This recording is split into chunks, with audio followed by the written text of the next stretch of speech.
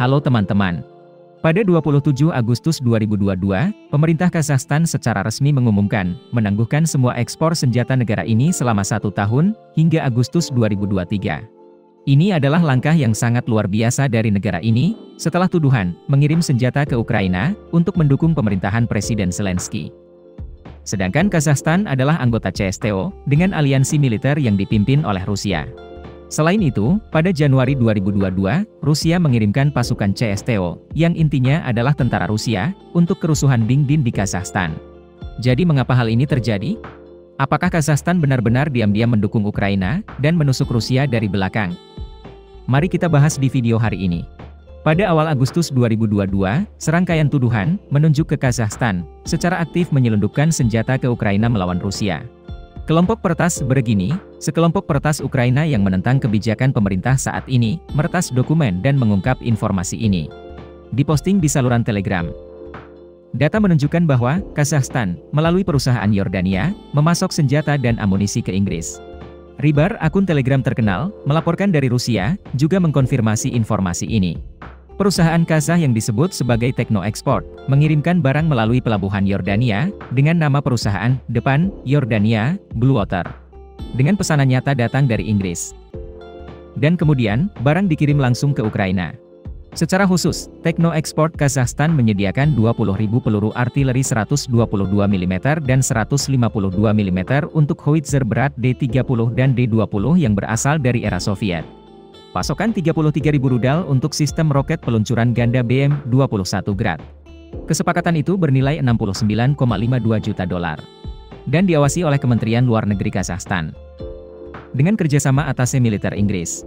Selain itu, ada dokumen yang menyatakan bahwa, negosiasi sedang berlangsung, atas pasokan 200 unit BTR-4, BTR-82A, amunisi untuk mortir 120 mm dan sistem anti-tank konkurs dari Kazakhstan. Dokumen mengatakan, senjata ini ditujukan untuk Kementerian Pertahanan Inggris. Namun nyatanya, Kementerian Pertahanan Inggris tidak membutuhkan senjata dan perlengkapan militer buatan Soviet. Karena mereka memiliki standar senjata yang sama sekali berbeda. Dan dokumen-dokumen ini ditemukan dari database Kementerian Pertahanan Ukraina. Kazakhstan segera membantah informasi ini.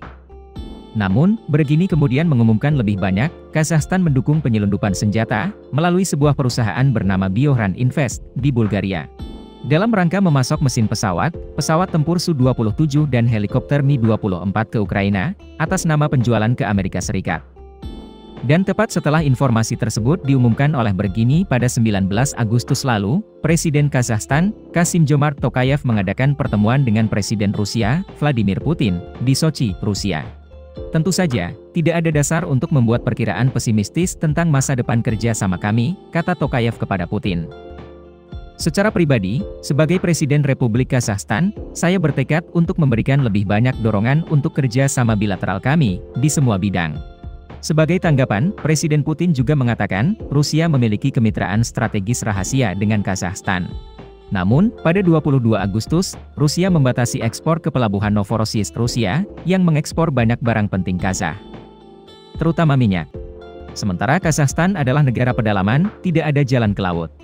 Hal ini menyebabkan 80% ekspor minyak Kazakhstan melalui Novorossiysk menurun. Pada saat yang sama, minyak Kazakhstan sangat penting bagi Eropa. Pada tahun 2021, Kazakhstan menjadi pemasok minyak terbesar ketiga Jerman, setelah Amerika Serikat dan Rusia.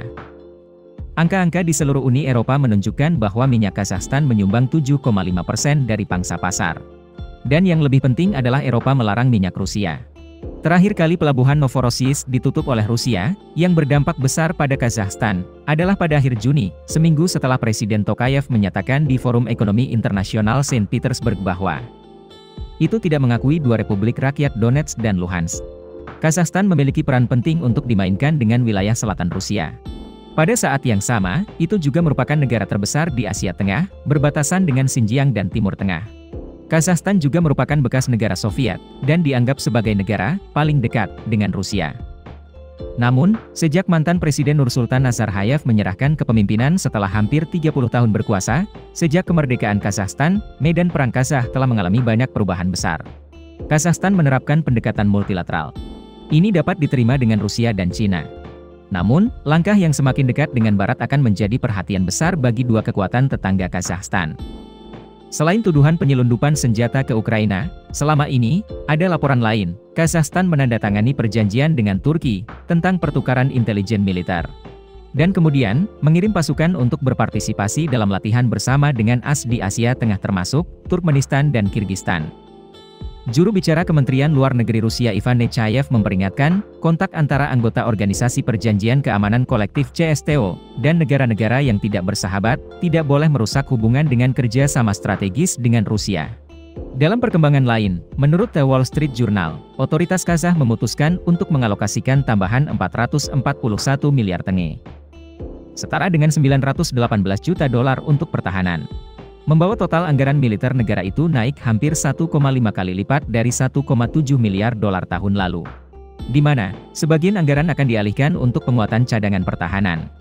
Jadi menurut Anda apa yang dilakukan Kazakhstan dan apakah mereka benar-benar diam-diam menyelundupkan senjata ke Ukraina?